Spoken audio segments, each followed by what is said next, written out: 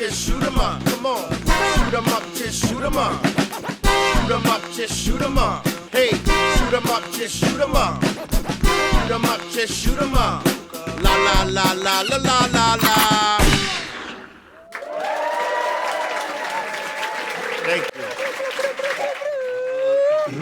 Hola, hola, hola, hola, hola, ¿qué tal?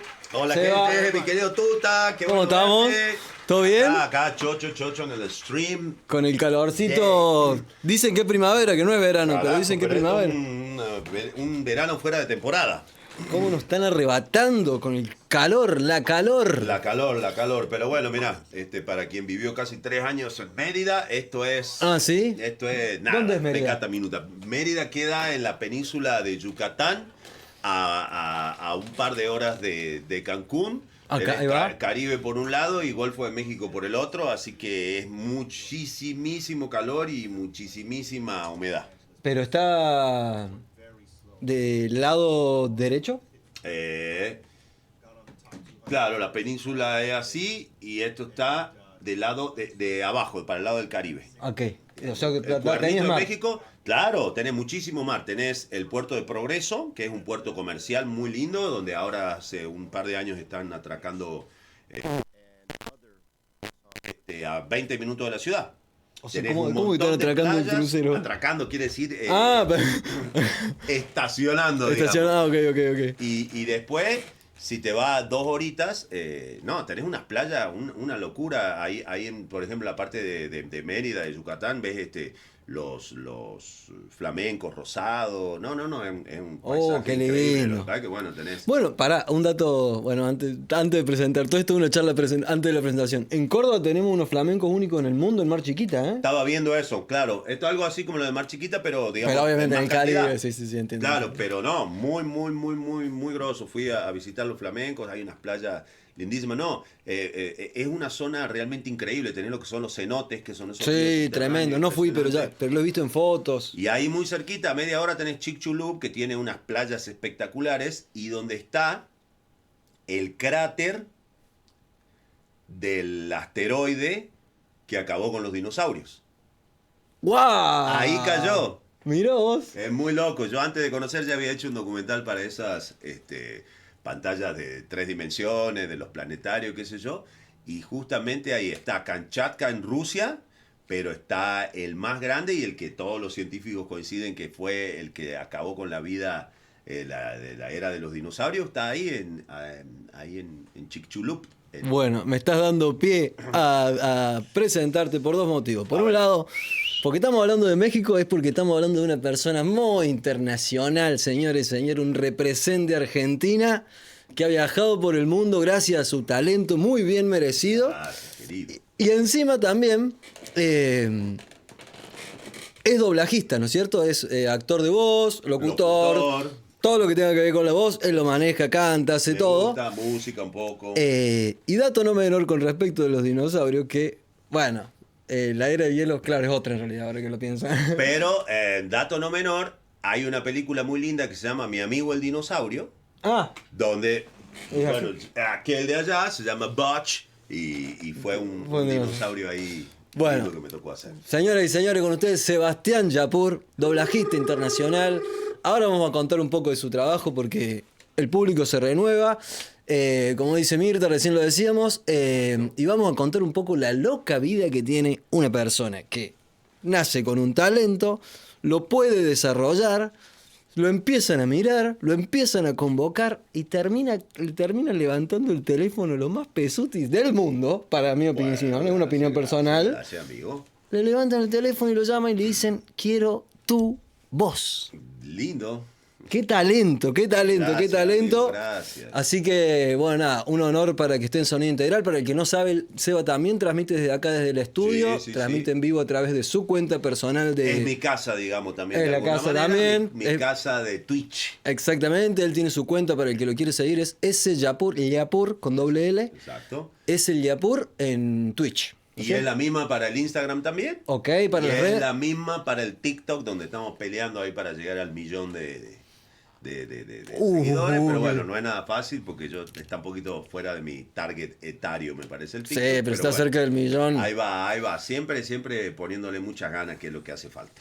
Bueno, para empezar desde el comienzo, como corresponde, yo un poco ya lo sé porque lo he chusmeado, pero quería contarnos un poquito cómo fue, pero onda, los primeros recuerdos que vos tengas de vos trabajando con la voz, o sea, no trabajando con la voz, jugando con la voz, Jugando con obviamente, la voz. pero Y- tu primer recuerdo. Mira, mi primer recuerdo jugando con la voz, mis primeros recuerdos, no alcanzo a recordar bien qué es lo que hacía, pero sí recuerdo que mi mamá me decía, por favor, Seba, ya no grites más. Yo gritaba, hacía voces. ¿Años? ¿Cuántos ahora, años? 3 años habré tenido. Oh. 3, 4 años, daba vueltas los baldes, los usaba de bombo, era loco de la percusión, ya siempre un poco de la mano, percusión, cantar, gritar, hacer voces. Después un poquito más grande, en la primaria, imitaba a los profesores. Había una cosa muy antigua que ya no existe más, que se llamaba Una luz en el camino, y era un micro que me parece en realidad que era como medio angélico, y lo pasaban en la tele de Jujuy, y entonces yo imitaba a ese señor. Todas las voces que me llamaban la atención, yo trataba de entenderlas y ver cómo funcionaba ese mecanismo, ¿no? Claro. Mira vos. Te imagino, o sea, ya estabas pensando en un mecanismo con esa edad, Exacto, imagínate, exacto. Es como- explorándote. claro, Te estabas explorando. ¿Viste por ahí esos chicos que son tipos que son, por ejemplo, ingenieros, qué sé yo, y la mamá te dice, ay, sí, él ya de chiquito me desarmaba la plancha y me la dejaba tirada, porque tenía esa curiosidad de ver cómo funcionaban las cosas y a lo mejor después se va yendo por ese lado. A mí me pasaba eso, me daba mucha curiosidad saber cómo las personas hablaban, qué eran los mecanismos que hacía para que sonara de una o de otra manera, y ahí empezó mi exploración jugando, pero te digo, al principio y hasta, ¿qué será?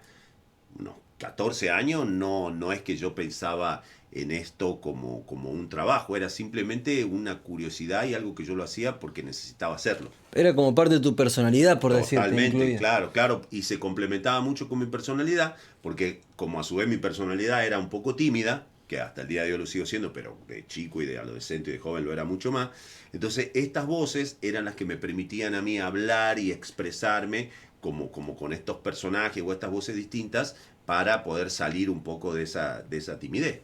Claro.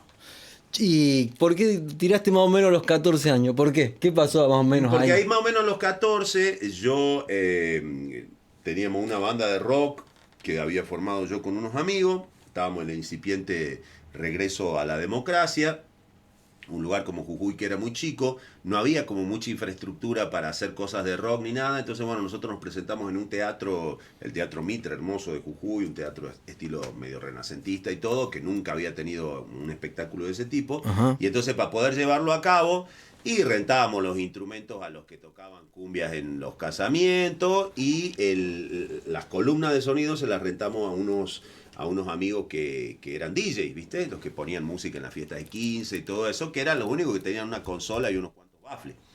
Y entonces, a la hora de probar el sonido, Algo está pasando acá. Sí. Sí, se está escuchando, pero por este estoy viendo ahora. ¿sí ver. se escucha? Aló, aló, aló. Si este. ¿Ese se escucha? Hola, 1, 2, 3. Acá pica, Ok, por lo bien, menos. sí, acá pica. A ver.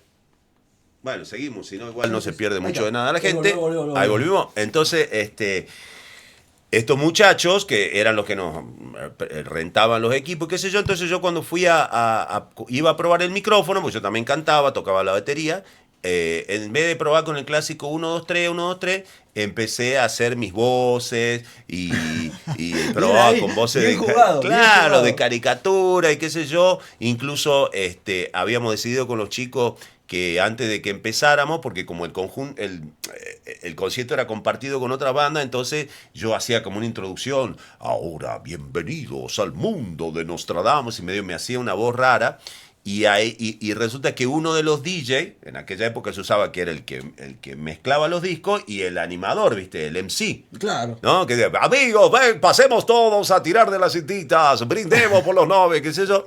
Y entonces ese muchacho me escuchó y dijo, ¿quién es el que está haciendo esas voces? Ah, Seba, que está ahí boludeando, no sé qué. Y entonces me dijo, loco, está bien lo que vos hacés. Él, bueno, ya era locutor, digamos, de alguna manera. y él tenía un programa de radio en Radio Nacional, que era prácticamente la única radio que había en Jujuy, no existían las FM, había una radio AM comercial, como si yo te dijera, no sé, la LB3 de acá, y la Radio Nacional, ya sabemos, folclore y todo eso. Y entonces este chico tenía un programa y me dice, mira, quiero hacer unos promos para el programa, venite y ayudame, haceme unas voces, qué sé yo. Y ahí él me invitó, fue la primera vez que yo entré a un estudio de grabación, a un estudio de radio, hice la voz del Gato Silvestre, que Sí. resultó siendo medio premonitorio todo.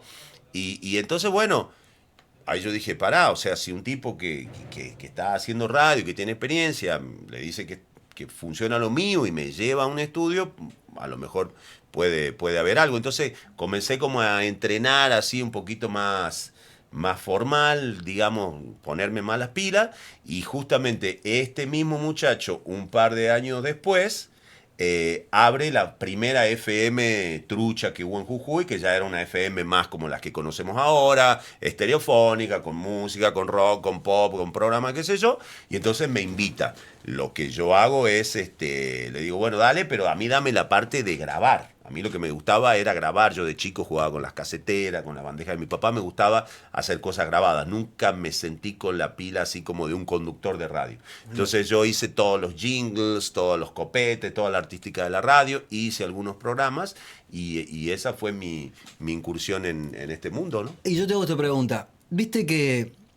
Porque según como yo te conozco, porque para mí, o sea, es una versatilidad extrema que por eso ha llegado donde ha llegado, porque tiene una capacidad de no solamente, a esto quiero llegar, a los graves, que mucha gente que, no sé, que piensa que tiene un poco de voz grave y ya como que se empieza a orientar para el lado de locución, no sé por qué a mí me suena, y eso te iba a preguntar, ¿en qué momento fue tu cambio de registro? Porque estamos hablando de esos 14, 15 años. Claro. Porque para mí, corregime si no, me parece que no necesariamente iba por los graves, porque vos tenés una versatilidad para todos lados. No, para nada, no Los necesariamente graves iba es por los como graves. encima de Mira, los yo graves. creo que el registro es algo que si uno lo analiza desde un punto de vista objetivo, y es como algo que te caga la vida o que te limita, que venga alguien, viste, el típico profesor de canto a los 12, 13, 15 o lo que sea, y te dice, no, bueno, vos sos tenor, vos sos barítono, vos sos bajo, vos sos soprano, vos sos mezzo, porque es meterte en una casilla que realmente no No necesariamente. yo nunca la sentí como tal. Yo siempre tuve el delirio, quizá en mi mente, en mi deseo de que yo podía hacer lo que yo quisiera con la voz. Entonces nunca me encasillé en ese sentido. Mi primer contacto con los registros un poco más graves fue también de bastante joven, por esa época más o menos 13, 14 años, yo entro a la secundaria y ahí en la secundaria, en el Colegio Nacional de Jujuy, teníamos una profesora muy capa en música que en vez de darnos las clases de música tradicionales, si bien nos daba las clases de música, pero ella había formado un coro, pero que era un coro polifónico, que hacía música de cámara, música de coro de cámara, entonces era un coro polifónico con sopranos, mezzosopranos, tenores y bajos, 4 voces. Éramos todos chicos adolescentes de la secundaria, por supuesto las chicas eran la soprano y las mezzo, para los chicos barítonos había mucho, pero claro, no había muchos pibes de 13, 14, 15 años que fueran bajos. Entonces, la maestra más o menos nos iba agarrando el registro y qué sé yo, y sí, teníamos un par de compañeros que sí tenían la voz un poco más grave, y estaba yo que estaba ahí como a la mitad.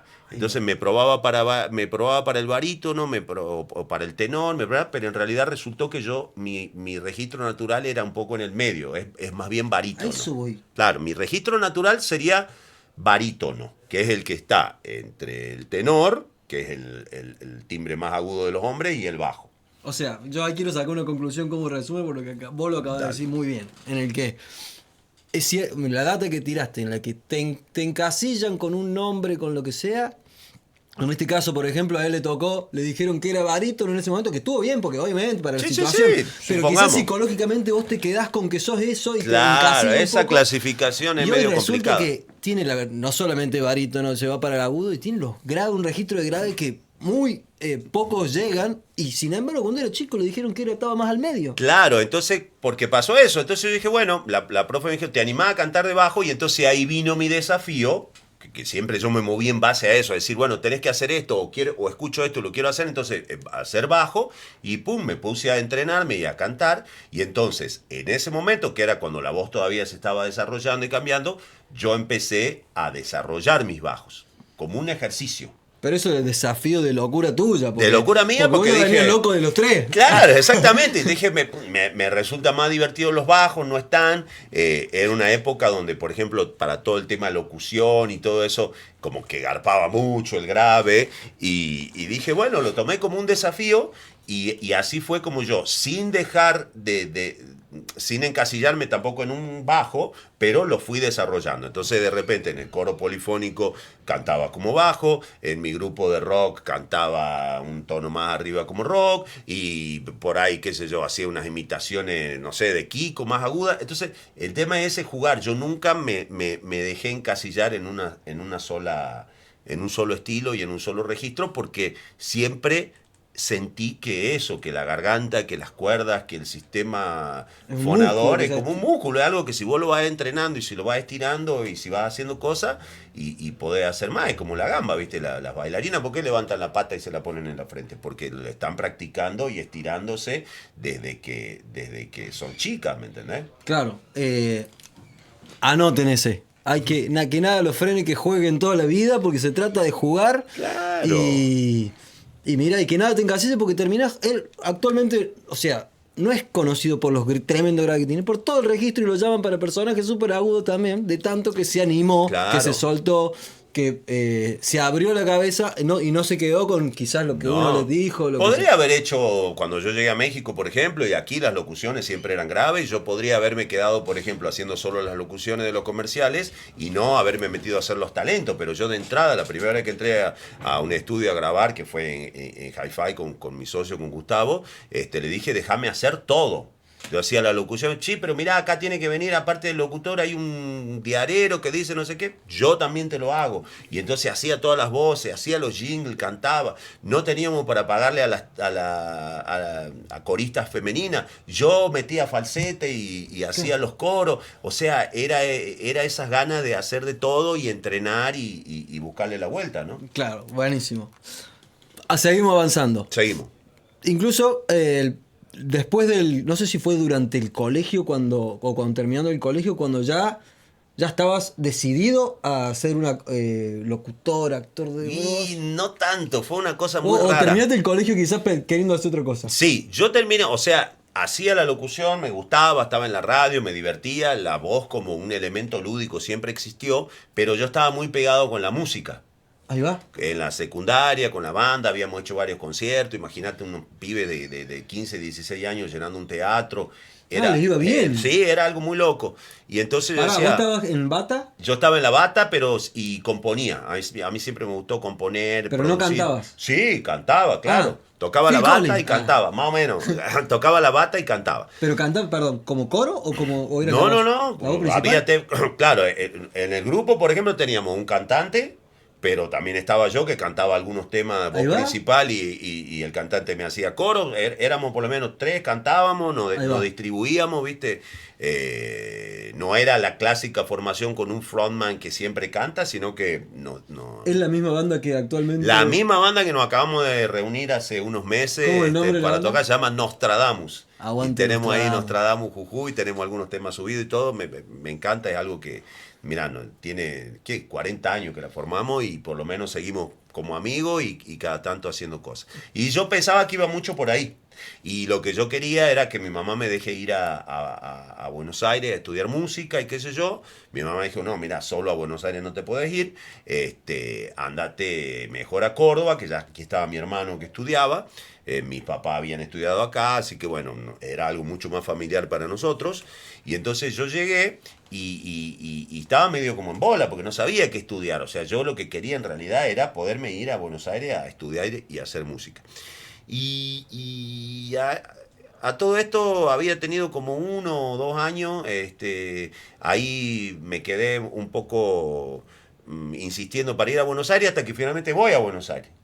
Llego, estoy 1 año, pero claro, imagínate un chico de Jujuy de 18 años solo en Buenos Aires, la experiencia fue media abrumadora para mí. Y cuando regreso, Vuelvo como a mitad de año, me dice mi hermano, venite para Córdoba, no te quedes solo en Buenos Aires. Y entonces quedé como en un limbo que no sabía mucho qué hacer. A todo esto yo ya había dejado de hacer radio cuando me había ido de Jujuy, entonces tuve como 2 años que me había olvidado del tema. Y aquí retomo la música. Empiezo también a hacer algunas cosas de folclore y qué sé yo. Y viene un amigo de Jujuy y me dice, che, vos así, ¿te acuerdas que vos hacías locución allá en la radio? Sí, le digo, me dice, vos sabés que aquí están por abrir una radio nueva, que gente de la universidad, y se están pidiendo ahí gente. ¿Por qué no te vas a probar? Por lo menos en lo que empieza el periodo lectivo, yo iba a empezar a estudiar publicidad. Ahí va. ¿Viste? En el interín va y ve qué pasa. Bueno, ahí fui y bueno, hice la prueba y les gustó.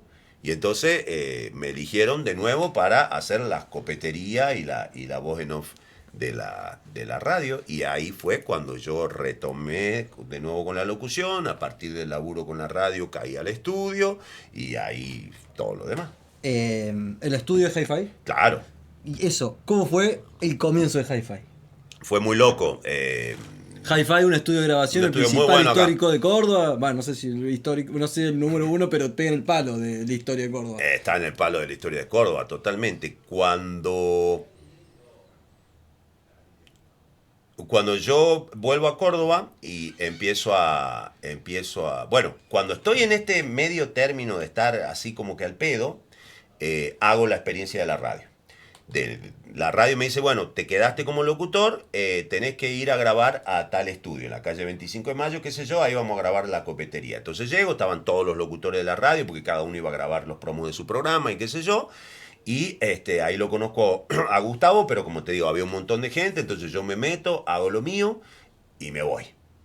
El Gus era un operador de Era radio. él el dueño, no, él del estudio, ya existía Hi-Fi. Me confundí con el radio. No, digo, es porque fue loco, como la radio recién estaba por inaugurarse, no tenía, o sea, fueron a grabar, rentaron Hi-Fi para grabar los promos de la radio. Ah, entonces el Gus ya estaba con Hi-Fi. Ya estaba, era con un SM58 y una consolita así. Ok, con un micrófono Chiquita, dinámico. un micrófono dinámico súper sencillo y una mesita como de teléfono y una consolita ahí en el sótano. Eso era Hi-Fi. ¿En dónde? Pero era el centro? primer estudio que había. En el centro, claro, el 25 de mayo 414, pegado a LB2. Ahí va. ¿No? Y él, bueno, me escucha, entre mucha gente, qué sé yo me voy. Después viene esta fase que te digo, me voy a Buenos Aires. Ah, ok. Estoy 1 año y pico en Buenos Aires, de ahí me decepciono, de ahí vuelvo, empiezo a estudiar publicidad, en aquella época se llamaba IES, lo que fue el antecesor del siglo XXI, y pasa como otro año más, llega final de primer año de publicidad y teníamos la materia producción audiovisual, y el examen, digamos, era hacer un corto publicitario, nos dividen en grupos, entonces obviamente yo digo, che, a los chicos del grupo les digo, mira, la locución la voy a grabar yo. Claro, bárbaro, qué sé yo. Y entonces grabo la locución y un compañero del equipo, del grupo me dice, che, qué buena voz que tenés, no sé qué, mirá, yo trabajo para la radio de los padres franciscanos de Altagracia, le hago una labor social, ¿vos no te animás a grabarme unos copetes para el programa de ellos, qué sé yo? Le digo, sí, claro, ¿cómo no? Imagínate, yo tenía 19, 20 años tenía 19. Me dice, dale, qué buena onda. Te cito, anda, tal día, tal hora, a este estudio. Es el 25 de mayo, 414. Yo dije, me suena. Claro, era el estudio al que yo 2 años antes había ido por la radio. Y cuando vuelvo, ya tenía otros equipos, Gustavo, todo, y lo vuelvo a encontrar, grabo, y cuando termino ahora me dice, che, dice, puede ser que vos hayas venido aquí hace como 2 años con la FM. Sí, le digo, yo vine. Vos sabés que yo te escuché en esa oportunidad, me gustó mucho tu voz, pero como había muchos locutores y era un mundo de gente, me dio no sé qué, pediste tu teléfono, tu contacto, a lo mejor iba a quedar mal con los otros, así que no te pedí nada, pero qué bueno que ahora te encuentro, qué sé yo, déjame tu teléfono. Le digo, no tengo teléfono. Yo era un estudiante, no tenía, estamos hablando en los 90, los estudiantes no tenían teléfono, nada. Le dejé mi dirección, él la anotó en una tarjetita y la pinchó en un panel de goma espuma como los que vos tenés, con un alfiler. Le dije muchas gracias, qué sé yo. Una cosa absolutamente loca, cuando yo lo vuelvo a ver, cuando yo estaba viviendo en Buenos Aires y decido volver, o sea, un año y pico antes de volver a encontrarme con Gustavo, me voy a tomar una de las decenas de ómnibus que salen de Retiro por día hacia Córdoba, y cuando estaba metiendo la valija en la bodega, una valija grande, porque yo ya me traía todo lo que tenía, ve a un tipo, y yo digo, este tipo yo lo conozco, porque yo tengo una memoria fotográfica, soy muy fisonomista, digo, este tipo lo conozco, yo lo conozco de algún estudio. Y cuando veo, estaba subiendo lo que evidentemente era una consola envuelta en una sábana. Digo, claro, este es el pibe del estudio en el que yo grabé aquella vez. ¿Te cruzaste el bus? Me lo crucé a Gustavo el día que yo me regresaba de Buenos Aires a Córdoba. Él viajaba en el mismo ómnibus que yo, trayendo los equipos que lo había acabado de liberar de la aduana para hacer hi-fi. Mirá lo que son las cosas del destino. ¿Cuántos Pero en ese momento ómnibus? no se conectaron. No nos conectamos porque yo, viste, qué sé yo, me dio no sé qué, solamente lo había visto esa vez, y esa primera vez que yo te digo, él no había ni siquiera hablado conmigo. Y entonces le digo, vos sabés que yo te vi a vos tal día. Y me dice, no puede ser, sí, fue cuando yo se agarré. Así que bueno, pasaron unos pocos días, su hermano me fue a buscar porque yo no tenía teléfono, tenían un programa que se llamaba Radio Sutra en LB2, el que hacía la conducción se había acabado de ir, entonces él vino a decirme, che, me dijo mi hermano que vos haces locución, que no sé qué, que no sé cuánto. Ahí hay otra anécdota que si te la cuento nos vamos a quedar todo el día. Pero bueno, así fue como yo me acerqué a través de hacer el programa, que fue donde yo vi la oportunidad de decir, bueno, si hago el programa de radio con este chico que trabaja en el estudio, lo que quiero es tratar de meterme en el estudio. Entonces yo fui y le dije, chico, ¿le molesta que yo venga acá, que esté, aprenda a manejar? No, no hay problema. Entonces, como yo estaba ahí, caían cosas para grabar, y entonces, che, ¿por qué no la graba con Seba? Bueno, a ver, escuchemos qué tal, y ahí arrancó. Estamos hablando del año 92. ¡Wow! Qué oído el del bus. Gustavo, un gran descubridor de muchos locutores, de muchos. Se acordaba del locutor, talento. De que había pasado entre un montón de locutores, claro. Se acordó de vos. Y fueron 2 años después que yo regresé a Hi-Fi. Qué maestro. Porque de la primera vez me fui para Buenos Aires, volví, estudié 1 año, y ahí fue cuando habían pasado 2 años. Wow. Bueno, estamos con poco tiempo, así que voy a ir resumiendo un poquito la historia, pero bueno, así empezó. Actualmente, para el que no sabe, estamos hablando de que hizo las voces de no sé cuántos personajes de Los Simpsons, ya se pueden decir. 7. 7 personajes de Los Simpsons, sí, el abuelo, oficial en Latinoamérica. Claro, exacto, más muchos invitados, pero digo 7 personajes fijos. Bueno, no, es que son más. Pero son bueno, mucho más, sí. Son mucho más, sí. O sea, no sabes cuántos son. No, si contamos los personajes chicos, a ver, serán, no sé, unos 30, 40. Más o menos. Ya, obviamente, hola. ¿Era fanático ya de Los Simpsons? Sí. Yo, vos sabés que en mi carrera siempre he tenido la fortuna de que me ha tocado trabajar en proyectos de los cuales primero he sido fan. Y el caso de Los Simpsons, tal cual. Yo siempre desde chico me encantó la televisión y qué sé yo. Y para nosotros en 89, 90 que se estrenó Los Simpsons, para nuestra generación era la primera vez que veíamos un dibujito animado que era para grandes. Claro. Así que me reenganché, me encantaba, qué sé yo. Y sí, obviamente cuando me fui muchos años después a México, mi idea era, nunca se me hubiera pasado por la cabeza trabajar, sino qué sé yo, a lo mejor conocer a alguno de los que trabajaban en el doblaje, cholulear, mirar cómo se hacía, no sé. Qué increíble. Y bueno, como les cuento, lo de Los Simpsons, personajes Darth Vader, Sub-Zero, Pato Luca, mucho videojuegos, muchos videojuegos, Marcus Phoenix, no, y no para mal, de Harry Potter, el malo, Severus Snape, bueno, Diego de la Era de Hielo. ¿Qué cosas que vos te haya pasado con la locución que vos decís, wow, no puedo creer porque por la locución me haya sucedido esto? O sea, a nivel grande, ¿no es cierto? Mirá, yo creo que a nivel grande y también a nivel íntimo, yo siento que esta carrera, si bien he hecho personajes increíbles, he tenido la oportunidad de recorrer un montón de países, es súper lindo. Por ejemplo, tengo el honor de haber sido el primer artista de doblaje latinoamericano en haber sido invitado a la San Diego Comic Con, estar disertando ahí, haber estado en eventos con 30.000, 40.000 personas, pero siento que la parte humana es la más importante, el hecho de haber podido conocer a gente, como estamos hablando ahora el caso por ejemplo, de Los Simpsons, o haber podido conocer a don Roberto Gómez Bolaño, Chespirito, ¿no? Que él me haya elegido entre tantos postulantes. ¿Cómo que para? Chespirito te eligió para hacer la voz de... Claro, Chespirito me elige, digamos, no directamente, sino en el sentido de que se estaban haciendo las pruebas para el Chavo Animado, a mí no me llamaban, me llaman un día y resulta que era para la prueba de Girafales, porque como yo soy alto y tengo un tono medio grave, y entonces... La alumna, la hacemos pasar, Clara, alumna de Sonido Integral, está invitada hoy al stream para que venga a chusmear y conocer un poco. Muy bien, hacer sala, como decimos. Hacer sala, como decimos. Estamos acá con el Seba Yapur, locutor, Buenas, doblajista. buenas. Porque acá en Sonido Integral también damos cursos, así que estén ¿Cómo atentos estás? para lo próximo que se viene. Porque se abre el espacio justamente para dar clases, para que vengan a conocer y compartir data. Súper importante. Y aprender de los que saben y de los que tienen experiencia. Perdón, ¿te estaba interrumpiendo? No pasa nada. Girafales. Claro.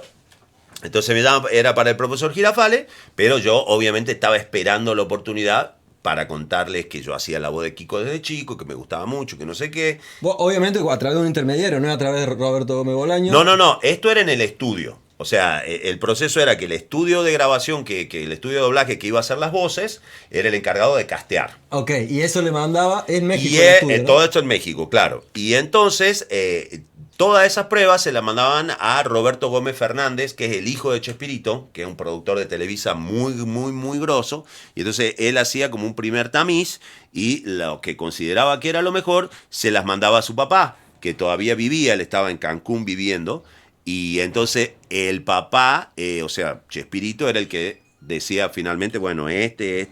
Y La decisión, claro, la decisión obviamente. final. Y cuando yo llego a esa instancia y le digo, che, que me gustaría hacer la voz de Kiko, bla, bla, bla, me dice, no, vos sabés que no tenemos la voz de Kiko, ya tenemos el elenco completo, solamente nos faltan estas dos voces, pero Chespirito no nos aprueba a nadie, no le termina de gustar a nadie. Particularmente me dice, con el caso de Kiko ya hemos probado 80 personas y ninguna le gusta y qué sé yo. Entonces dije, mirá, dame chance, quiero hacer la prueba. Yo cuando era chico hablaba como Kiko, bla, bla, bla. Un poquito de Kiko, por favor. Claro. ¡Ay, ya cállate, que me desesperas! Tú hablas y no sabes que toda esta gente lo que quiere es escucharnos a nosotros los personajes. Así que ya no seas tan chusma. Y bueno, Claro, escuchó y dijo... lo escuchó, dijo, sí. Es Kiko. Es Kiko. Y entonces al otro día, era un jueves, ¿no? Que yo di la prueba. El viernes me llaman, me dicen, señor, tiene llamado el lunes para la serie del Chavo. Tiene llamado, quiere decir que ya tiene que venir a grabar. Entonces todavía le digo, ay, qué buena onda, gracias. Le digo, pero fíjate que yo hice prueba para Girafales y para Kiko. ¿Será que tú sabes con qué personaje voy? Y la telefonista le digo, a ver, déjeme checar. No, aquí figuran los dos. Tiene que grabar a Girafales y a Kiko. Así que bueno, así Fue, fue. quedaste con los dos. Me quedé con los dos y digamos, la cuestión fue que, de lo que me preguntabas en realidad, fue que tiempo después Lo llegaste a estuvimos conocer. grabando y entonces en el foro 5 de Televisa, que es el foro original donde se grabaron los capítulos del Chavo, ¿Qué foro? ¿Un un foro, claro, es un estudio muy grande. Ok. Donde se había filmado... Claro, en el mismo foro hicieron de nuevo la escenografía del Chavo completa solamente para hacer el estreno de la serie. Y ahí, imagínate lo que fue llegar, ver todo el foro, el escenario tal cual como era el decorado del Chavo, y Chespirito estaba ahí, Girafales, Florinda, Edgar Vivar, Barriga y Ñoño. Así que nada, Y ahí lo imagínate, conocí. yo no lo podía creer. Y obviamente ya sabía tu nombre, te saludó. No tenía muy claro nada porque ya estaba un poco grande, él estaba muy enfermo sí. de POC, pero yo fui, lo saludé, lo abracé, le dije, soy Sebastián, yo hago la voz de Kiko. Me dice, qué bonito trabajo, no sé qué. Le digo, la verdad que más que te quería decir que un honor. Y sobre todo, bueno, lo que me surgió a mí en ese momento fue, le quería agradecer en nombre mío y de tanta gente de Latinoamérica y de tantos chicos por las alegrías tan lindas y los momentos tan lindos que nos hizo pasar. Ese momento me lo imagino de haber sido. Entonces ese momento es muy loco, poder conocer a esa gente, poder haber conocido a don Pancho Colmenero, la voz de Disney, ¿no? Desde Disneylandia, Walt Disney, y que te esté llamando para decirte ven a trabajar conmigo, que te dirige a esa gente, haber conocido, por ejemplo, a Christopher Lloyd, al profesor de Volver al Futuro, y estar con él, y tomarte una foto, y comer, y compartir eventos con ellos. O sea, son cosas que a mí lo que me mueve más que nada es eso, ¿no? La parte humana. Un éxito. Una pregunta más. En el caso de... ¿Cuál es un director de doblaje está? Sí. O sea, de doblaje. Sí. Que para el que no sabe, estamos en el estudio, el que lo va dirigiendo, mientras él está encerrado, él viendo las imágenes que tiene que doblar, hay una persona que le indica para que un poquito más así, un poquito más así. Claro, estás corto, estás largo, Claro. el acting, todo. Es un director que te haya parecido el que más te gustó a vos. Uy, son varios, pero de los que yo más he aprendido y quiero con el alma. Y perdón, y te sí. quería pedir, ¿y alguna frase o consejo que te dio él en un momento que vos dijiste, este tipo la tiene más clara que no sé qué? Mirá, para mí el más, quizá el con el que más he trabajado con mucho gusto y admiración es Ricardo Tejedo, ¿no? Un tremendo director de las películas más importantes de Disney y de todas cosas. Él al principio era muy estricto conmigo y nada. ¿Qué no te dejaba así? Por ejemplo, No, por ejemplo, me decía, corto, largo, te gritaba, o sea, era, claro, era bravo. la forma de comunicarse. Sí, la forma de comunicarse, porque bueno, después nos hicimos sumamente amigos y él me decía eso, mira, dice, lo que pasa es que cuando la gente viene aquí a grabar por primera vez, yo los tengo que tratar así, porque lo que yo tengo que saber es si además de que tengan buena voz, que tengan talento para el lip sync o por lo que sea, si pueden aguantar vara, como decimos en México. O sea, si es una persona que vos le exigís y se intimida o se asusta o lo que sea, a mí no me sirve, ¿no? Y yo quería trabajar con él, así que aguanté todo lo que él me decía, estoicamente, qué sé yo, y bueno, hasta que un día, después de que me dio 5 gritos, salimos del estudio y me dice, oye, güey, mañana es mi cumpleaños, vente a tomar una cerveza a mi casa.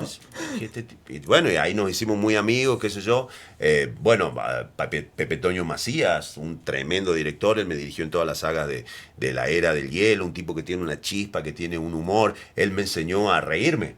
Yo no sabía reírme. A ver, ayúdame a reír. Claro, claro, porque yo me reía, ja, ja, ja, ja, pero la risa vos tenés que soltar todo el aire y apoyando de acá, con el diafragma, para que sea clave es creíble. soltar todo el aire. Claro, hay muy poca gente que poca gente lo sabe, pero por ejemplo yo hice mi primer papel grande como villano, fue Kingpin de la película Daredevil, protagonizada por Ben Affleck.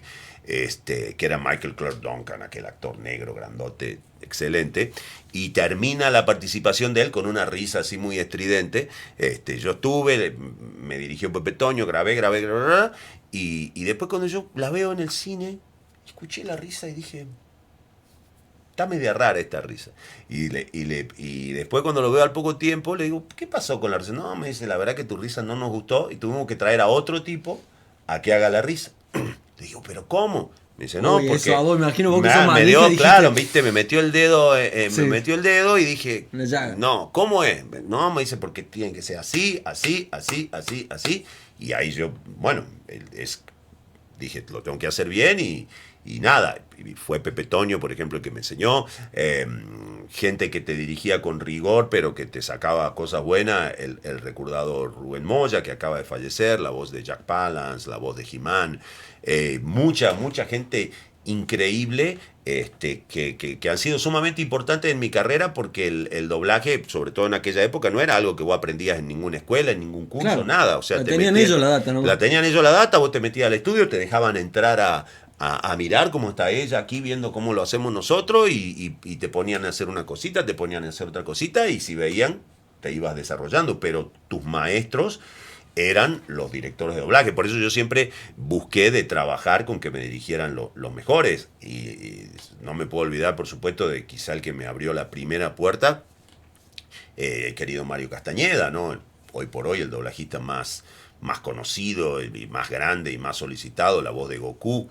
y ya con eso te digo todo. Entonces, bueno, la verdad que un poco pasa lo mismo, ¿no? El factor humano, poder aprender de esa gente fue, aparte, lo que a mí me llevó a ir para México, porque yo podría haberme quedado haciendo doblaje, no sé, en Buenos Aires, por ejemplo, pero lo que yo quería era conocerlos a ellos y aprender de de los grandes, ¿no? El humor, la chispa, por ejemplo, de Humberto Vélez, el director de Los Simpson, además de ser la voz de Homero, siempre un tipo que me enseñó que el guión no es una cosa escrita en piedra, sino que se va elaborando, que podemos jugar, que podemos meterle cosas. Por eso es que tanta gente ve Los Simpson y se siente tan identificada y le gusta tanto, ¿no? Hay una libertad. Hay una libertad y hay una creación y hay un juego que nosotros hacemos en ese momento y que le da una chispa extra, ¿no? Por ejemplo, hace un par de meses estábamos grabando la temporada 33 de Los Simpsons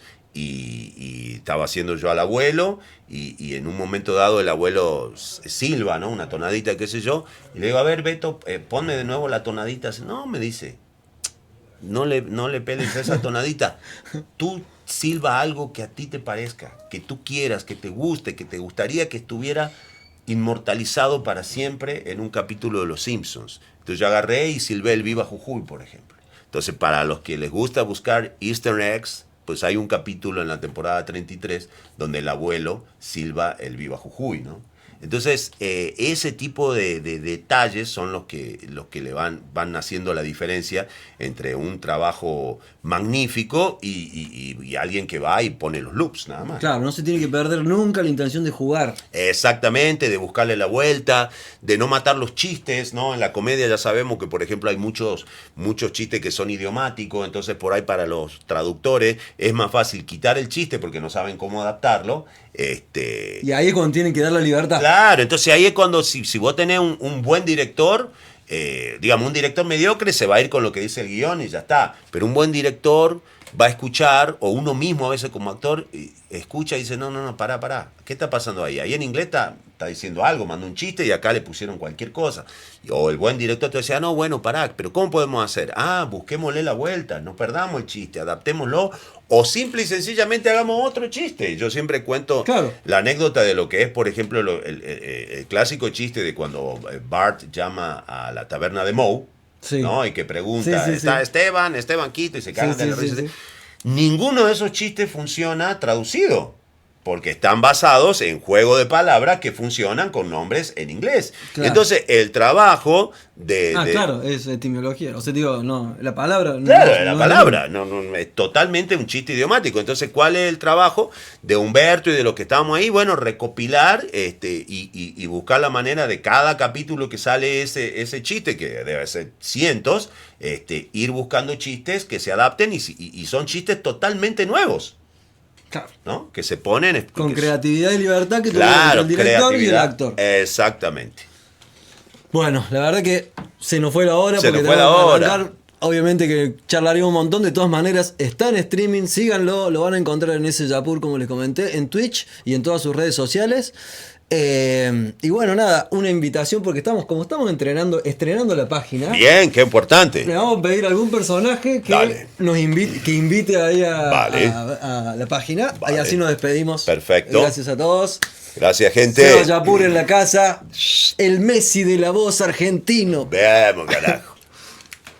Únanse al lado oscuro de Sonido Integral. Juntos gobernaremos la galaxia del audio y del streaming. Pero si me fallan, no vivirán para arrepentirse.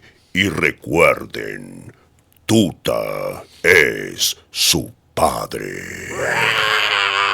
¡No!